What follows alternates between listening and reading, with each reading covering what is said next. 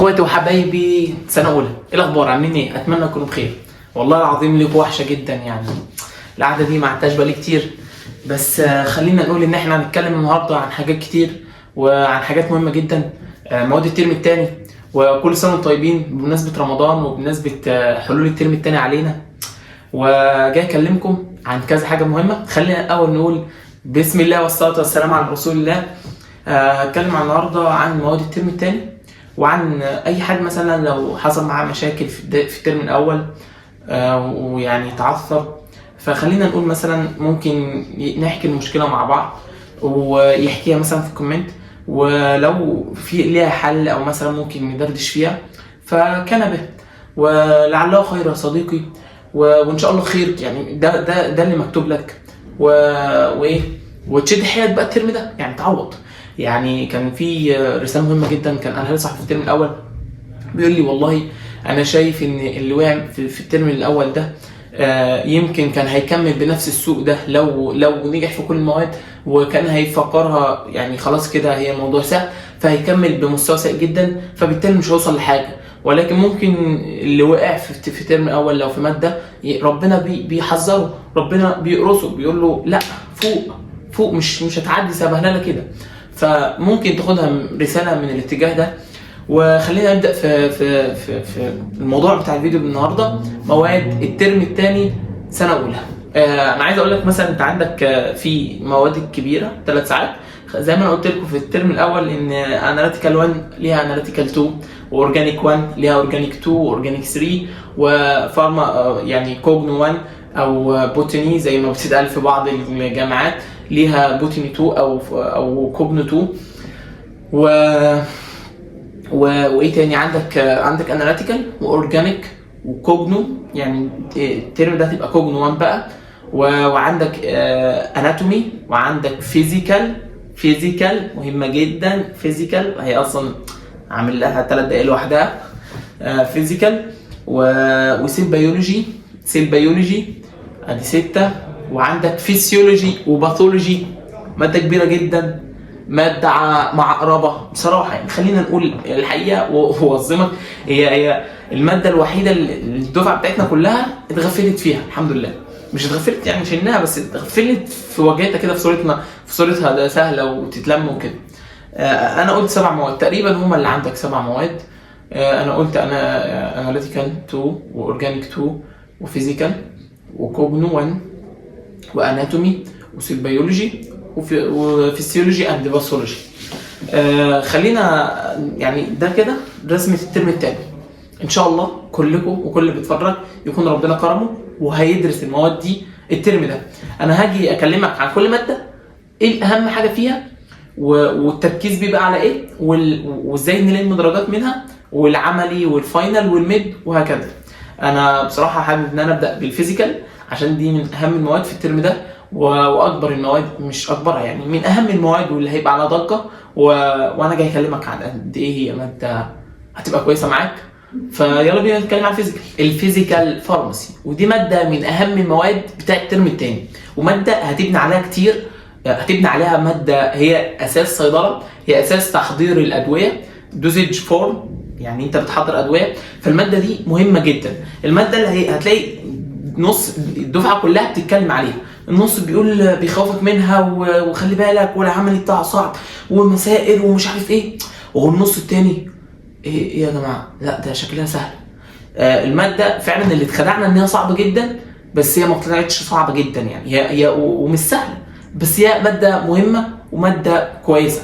ان شاء الله هتقدر تجيب فيها تقدير كويس لو فهمتها. بس الماده منهج مهم جدا، اغلبه بيتكلم عن مسائل.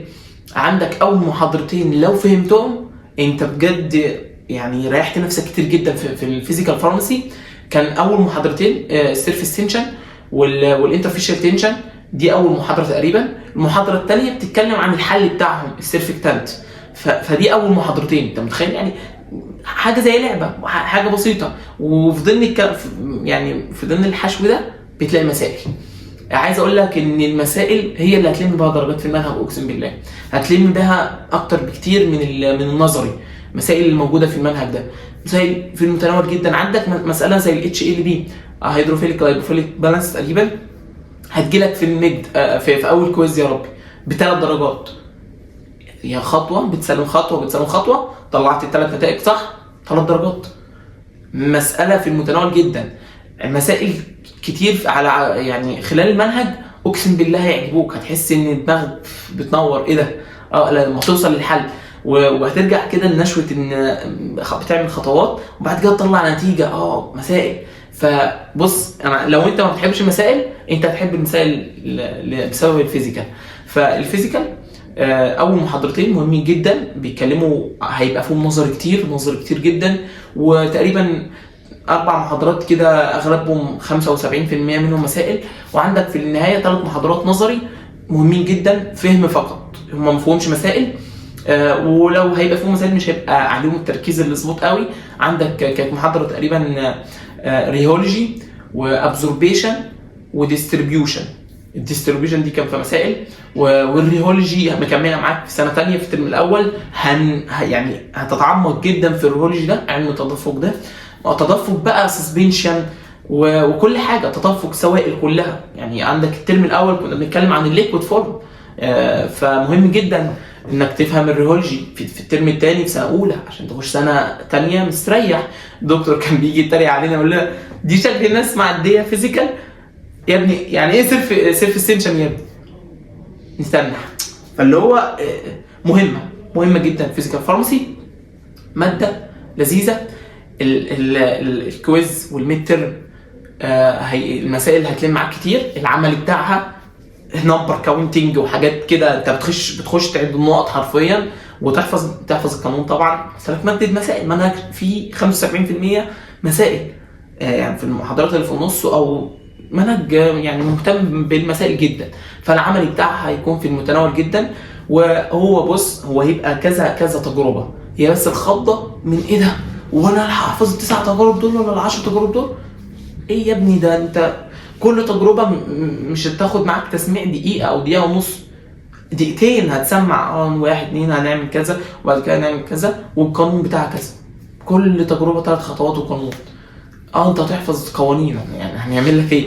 بس تقريبا مش كل التجارب كان فيها قوانين. وابشرك جدا بالفيزيكال، الماده اللي الدفعه كلها بتقول عليها صعبه وان شاء الله هتطلع سهله جدا وفي المتناول.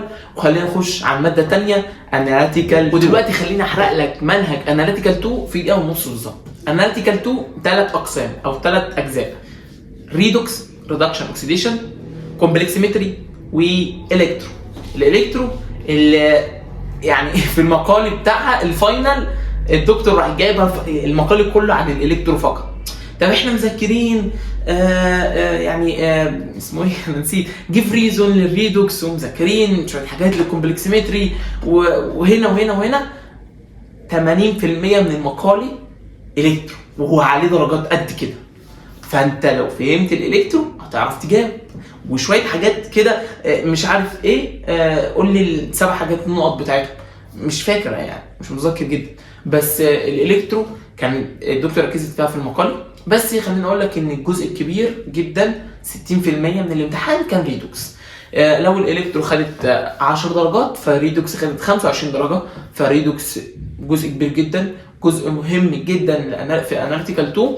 كان عليه اختلاف كتير جدا، في ناس بتقول ده سهل جدا في ناس بتقول صعب جدا. بس يعني هو يعني الريدوكس كان مهم، خلينا نقول كان مهم، فهتحتاج تركز فيه. كومبلكسيمتري دي هتبقى ان شاء الله باذن الله ممكن تكون هتبقى لو انت فهمتها كويس هتبقى بالنسبه لك فاكهه الاناليتيكال. كانت عندنا 3 محاضرات في PDF واحد تقريبا. PDF كان 84 صفحه. فاللي هو انت كل ما تقعد كل ما تجيب 20 صفحه 20 صفحه 20 صفحه 20 صفحه، بعد كده 40 صفحه 40 صفحه، بعد كده ايه ده انا بجيب 60 صفحه مره واحده. ايه ده الكومبلكسيمتري سهله تتلم. وكمان ما كانتش 84 متهيألي مقفورها، ممكن تكون كانت 60 سلايد. فالكومبلكسيمتري ان شاء الله تبقى كويسه معاك.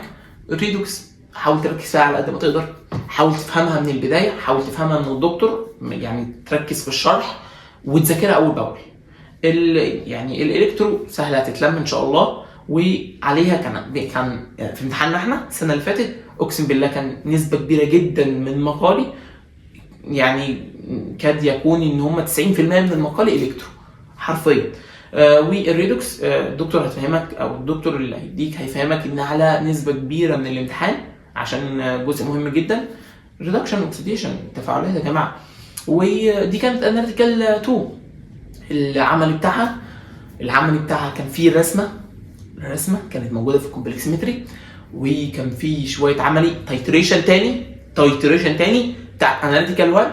لو ما ظبطتش ايدك بقى في اناليتيكال 1 جات لك الفرصه تنتقم من التايتريشن، هيجي لك عملي تاني وهتمتحن. يعني سنتنا كانت العملي 20 درجه متقسم جزئين تقريبا، 10 درجات تايتريشن و10 درجات الرسمه اللي هي ان شاء الله هي كانت سهله، اللي هتبقى سهله ان شاء الله عليكم. فالتايتريشن عايزك تنتقم منها. كنت داخل انت اللي انا بسببك، يعني انت اللي انا ما عرفتش اعمل فيكي حاجه في اناليتيكال 1 فانا جاي لك، والحمد لله اتظبطت. فيري ايزي تايتريشن وان شاء الله يبقى سهل. واناليتيكال 2 ان شاء الله تبقى جميله معاكم اكتر من اناليتيكال 1.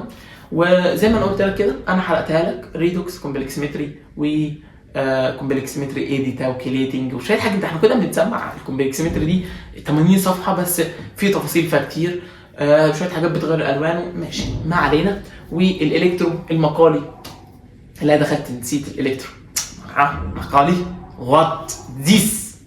ماشي خلينا نخش على ثالث حاجه وهي، ودلوقتي خلينا نتكلم عن اورجانيك 2 اللي بعد ما سجلتها اكتشفت ان التليفون ما كانش بيسجل. يعني هعيد الكلام تاني والله زوج الجبح في اورجانيك 2. ماشي خلينا نقول ان اورجانيك 2 منهج ثالثه ثانوي كيمياء عضويه كلاكيت تاني مره. حرفيا انت هتاخد لو انت كنت ثانويه عامه كل اللي انت شفته في ثانويه عامه هتاخده تاني في اورجانيك 2 بالظبط، بس على كبير حاجه بسيطه. يعني ايه؟ شفت الكيمياء العضويه، شفت الالكايل جروب والاروماتيك جروب والكلام ده، انت هتاخد كل حاجه بس على حاجه. يعني ايه؟ يعني هتاخد الايثر لوحده وهتاخد مثلا في الاروماتيك الالكحول لوحده والالدهيد لوحده والكيتون لوحده والكربوكسيليك جروب لوحده بالديريفيتيف بتاعتها. كل حاجه تاخدها على حده. يعني هتلاقي الايثر محاضره، هتلاقي الالكحول محاضره، هتلاقي الالدهيد محاضره، هتلاقي الكيتون محاضره. ده بالنسبه لاورجانيك 2.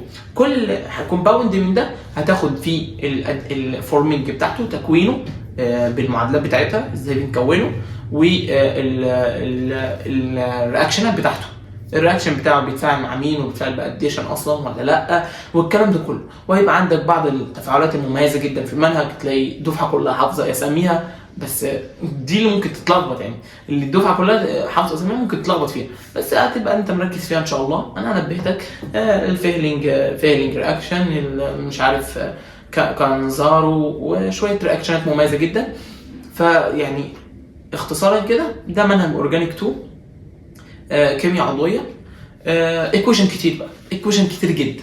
المقالي كله في امتحاننا الترم الثاني الفاينل كان مفيش سؤال مقالي مش ايكويشن، كل المقالي كان ايكويشن، عباره عن ايكويشن بس. فانت لو ربنا وفقك وافتكرت كل ايكويشن فانت كده في السليم، كل حاجه تمام، هتبص تلاقي نفسك الاختيار كويس. فاورجانيك 2 الله ده منهج جميل جدا.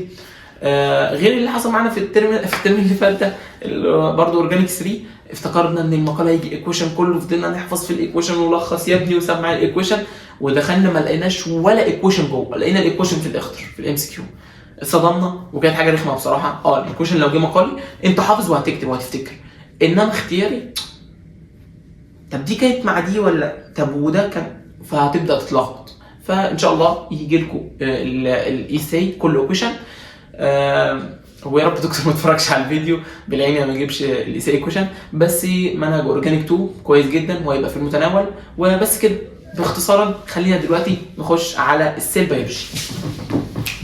هل انت فعلا عامل جزء للسيل بيولوجي لوحده؟ قول لي ليه؟ عشان السيل بيولوجي انت الوهله الاولى اول ما هتشوفها هتقول ايه ده بيولوجي، ده احياء، ده انا خدت الكلام ده في ثالثه ثانوي، فسهله تتلم قبل الامتحان بليله الدنيا تبقى فل. تبص تلاقي نفسك بتطلع من الامتحان مبسوط، انت حليت كويس تقريبا، يعني حليت كويس، الامتحان كان سهل بس انت ما حليتش كويس، الامتحان فيه تفاصيل كتير، ده احياء يا ابني، ده تطلع تقول لي يا ابني ده كان رايبوسوم وجولج كومبلكس والنيوكليوس والنيوكلاي وكلام سهل جدا، انت بتتكلم في ايه؟ والجزء الثاني ده ار ان اي ودي ان اي يعني كلام بسيط في المتناول. فتتفاجئ ان درجاتك زي زفت، تتفاجئ ان انت في نهايه الترم قلقان جدا من الماده. فهي ماده ما تستهونش بيها. سيل بيولوجي هتبقى سهله معاك لو انت ذاكرتها فعلا. دي ان اي والار ان اي في تفاصيل كتير جدا جدا جدا عن ثالثه ثانوي. ده 4 محاضرات اصلا، وانا مش فاكر كان 3 محاضرات، فكان كبير. وترانسكريبشن والترانسليشن وشويه حاجات كده في الدي ان اي والار ان اي. الواحد دلوقتي تفتكر ده انا خدت الكلام ده كله في ثالثه ثانوي، بس انت لو ما كنتش ثانويه عامه انجلش، فانت في حاجات كتير هتحتاج مصطلحات كتير تحفظها بالانجلش. فماده محتاجه تذاكر وهتبقى سهله معاك. خلينا في نفس الجزء بتاع السيكولوجي، احط لك الباثولوجي والفسيولوجي والاناتومي. الاناتومي علم التشريح، مصطلحات في المتناول.